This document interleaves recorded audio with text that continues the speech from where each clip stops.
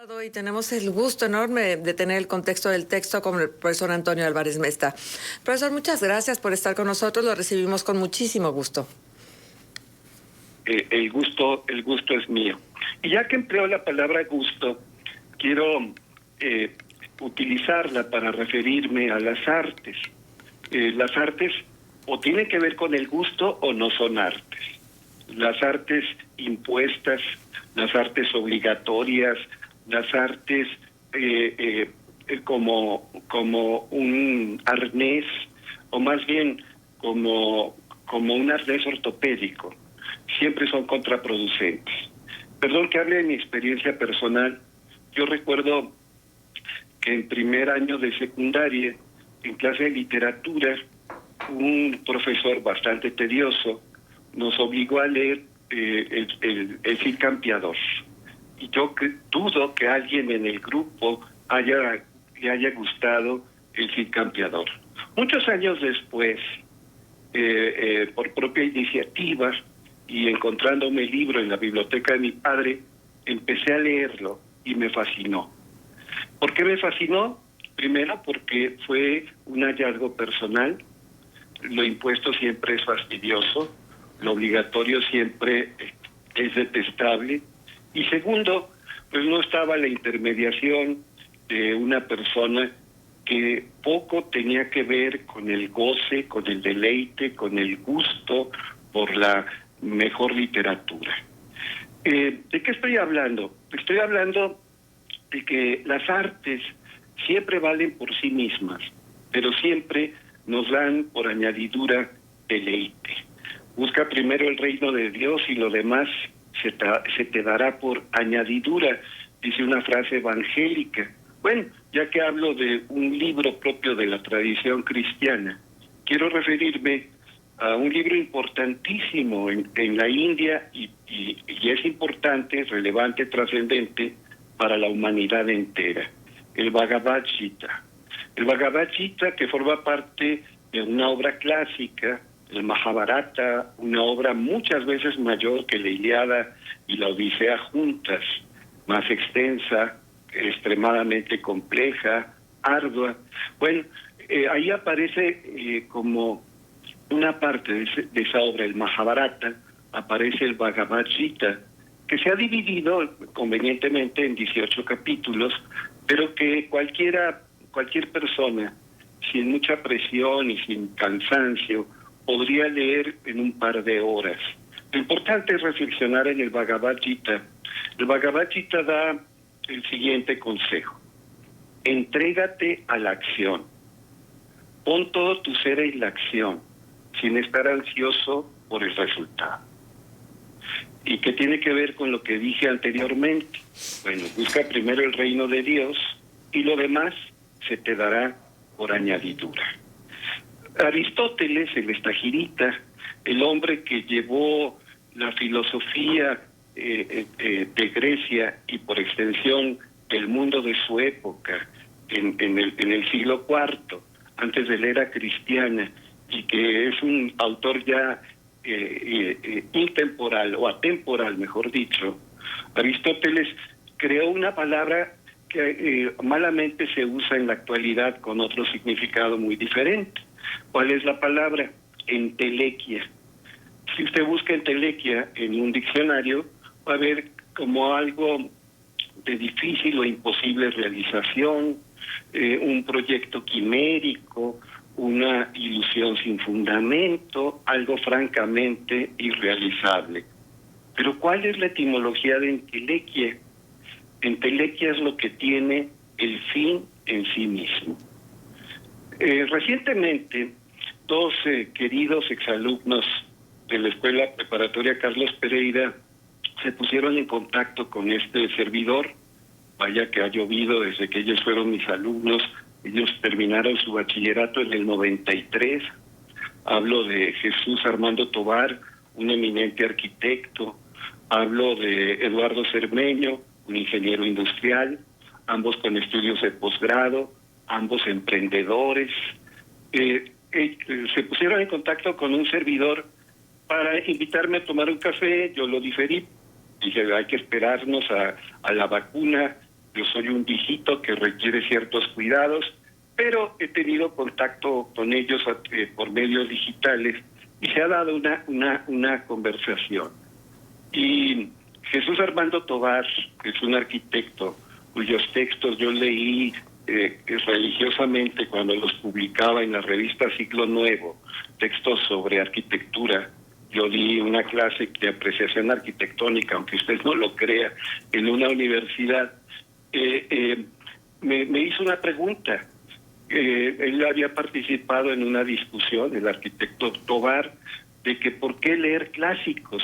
Y alguien insistía en que no estábamos para perder el tiempo en lo clásico, lo importante es lo práctico, lo que da un beneficio material inmediato, incluso lo que permite el lucro, lo que tiene ventajas materiales. Yo creo que la disyuntiva no tiene por qué darse, se puede lo mismo abrevar en la innovación, lo moderno, lo contemporáneo, que en la tradición, lo consagrado, lo perenne. Hay que leer tanto a los clásicos como a los autores modernos. Italo Calvino, un autor italiano, como su nombre lo indica, muy apropiado, escribió un libro que mucho recomiendo, que se llama ¿Por qué leer a los clásicos? Y ya en la parte final del libro dice, no quiero que probablemente cree la impresión de que leer los clásicos sirve a propósitos determinados, de que es bueno leer los clásicos para esto o para aquello. No, los clásicos deben leerse por sí mismos. ¿Por qué leer a los clásicos? Decía Italo Calvino y contesta con una frase casi tautológica. Porque es mejor que no leer los clásicos. Pero no debe haber ningún interés lucrativo, ningún afán material, ningún propósito de ventaja. El arte, decía Kant, un filósofo que mucho admiro, Kant decía, el arte es una finalidad sin fin, una realización que busca realizarse en sí misma. O digamos, usando la palabra entelequia, el arte lleva su finalidad en sí misma. Y si lo buscamos, nos dará otras cosas, pero hay que buscar el arte por el arte. O como diría el Bhagavad Gita, hay que entregarnos a la acción sin estar ansioso por los resultados. Claro que si nos ponemos en ser completo, nuestra atención, nuestro esfuerzo, nuestra energía en la acción, normalmente los resultados serán buenos, pero hay que entregarnos a la acción. Esto tiene que ver también con esto del flow state, de que tantos teóricos modernos del desarrollo humano y de la psicología positiva han desarrollado, el estado de flujo. El estado de flujo donde hay una transmutación, hay una alquimia, algo mágico, por lo menos misterioso ocurre, las cosas dejan de ser pesadas, el tiempo deja de abrumarnos, sacamos eternidad del instante fugaz y sentimos la alegría del juego. El espíritu lúdico se apodera de nosotros y eso es refrescante y eso siempre nos rejuvenece. Yo les digo a mis alumnos que en los sitios donde hay lo que los viejos como un servidor llamamos maquinitas, esos sitios que en los centros comerciales tienen algunos juegos electrónicos principalmente para niños, hay una mesa de hockey donde se juega con una especie de raquetas, no son raquetas, son dos discos que tienen un mango y hay que pegarle a otro disco y hay que anotar gol en la portería contraria. Si están las raquetas y está el disco, se puede jugar sin que el juego esté encendido, esté activado electrónicamente.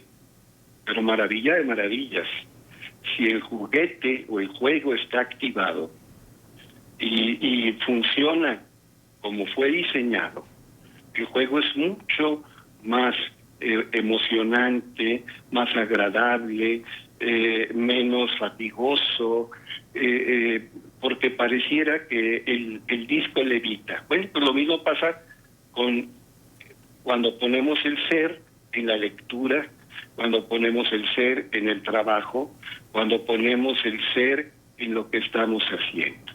Vuelvo a recitar a Lao Tse, el secreto es muy simple: cuando comas, come; cuando descanses, descansa; cuando estudies, estudia; cuando trabajes, trabaja. Hay que poner el ser en lo que hacemos. Pero, ¿qué ventaja tienen los clásicos? Y estoy insistiendo que son entelequias, en el sentido de que llevan en sí mismos su propia finalidad. Pues nos humaniza. Esa es algo maravilloso. ¿Quién no se ha desternillado de risa cuando en el Quijote, por ejemplo, se encuentra a Sancho mezclando refranes y hace el ridículo, y es reconvenido precisamente por Alonso Quijano, Don Quijote de la Mancha? ¿Quién no ha sentido el tedio, el aburrimiento de Madame Bovary?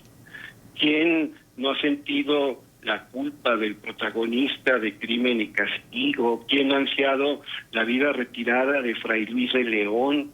¿Quién no ha suspirado por el amor de un ser idealizado, así como Dante suspiró por Beatriz Portinari? Entonces, lo clásico es aquello que nos permite encontrarnos con otros seres humanos, que nos humaniza y que nos hace trascender el tiempo. Y termino ya con esto. El clásico es aquello que trasciende su época por su alta calidad, es aquello que también más allá de su espacio.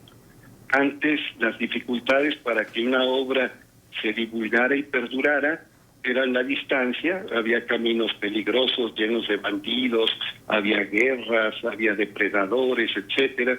También el tiempo, la memoria es frágil. Ahora, para que una obra se convierta en clásica, pues creo, es una reflexión personalísima, que el problema es más el ruido y la saturación. Hay tantos estímulos que es fácil que algo se pierda, incluso cuando es valioso.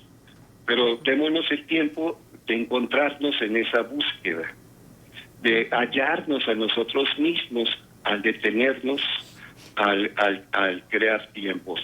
Una característica de la buena vida es la cronogenia, decía Heidegger. ¿Qué es eso? No somos historia, hacemos historia. No somos entes pasivos, somos sujetos activos. Y los clásicos nos dan energía, nos dan fuerza, nos dan poder para encontrarnos a nosotros mismos y mantenernos. Busca el reino de Dios, aunque no sea religioso, incluso aunque seas ateo, y lo demás se te dará por añadidura. Me encantó, profe. Pero entro un poco también en conflicto por estas filosofías orientales también, que lo que te promueven, por ejemplo, el Tao, es la inacción, a diferencia del Bhagavad Gita, que te dice acción. No. Si algo he leído es el Tao Te Ching, un libro que se atribuye a Lao Tse. Lo he leído muchas veces. Y la palabra en sí es Wu Wei. Es que malamente se traduce como la no acción. Es la no acción afanosa. Es renunciar a la ventaja inmediata, a la ganancia material, al espíritu lucrativo, a los afanes, a la ansiedad. Tú te concentras en el presente, vives y haces lo mejor que puedes, y maravilla de maravillas, o como diría Eckhart Tolle, es el poder de la hora. O sea, no podemos hacer nada en el pasado, no podemos hacer nada en el futuro.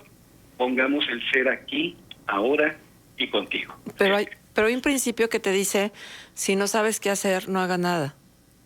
Sí, y ciertamente, y lo mismo, si nuestras palabras no son mejores que el silencio, lo mejor es quedarnos callados. Es la renuncia a los apegos, al ego, a la ansiedad, a los afanes mundanos. Ya. Es descansada vida la que huye del mundanal ruido, diría Fray Luis de León. Pero el mundanal ruido no son los sonidos del entorno. No, son las falsas creencias, los apegos que yo tengo. Exacto. Muy bien, Eso es. profe. Ay, pues qué maravilla. Qué maravilla poder escucharlo. Y en sábado, que uno tiene un poco más de concentración en estos tiempos de ocio, que a veces es necesario también dárnoslo. Y digo concentración porque el ocio también puede ser muy distraído o tener como una finalidad, aunque pareciera un contraste, ¿no?, de ideas. Pero todo esto creo que a algunos de nosotros nos permite, como decimos, que nos caiga el 20. Y yo hace poco utilizaba una frase que decía, me han caído tantos 20 que ahora sí soy rica, de tantos 20 que me han caído. Sí.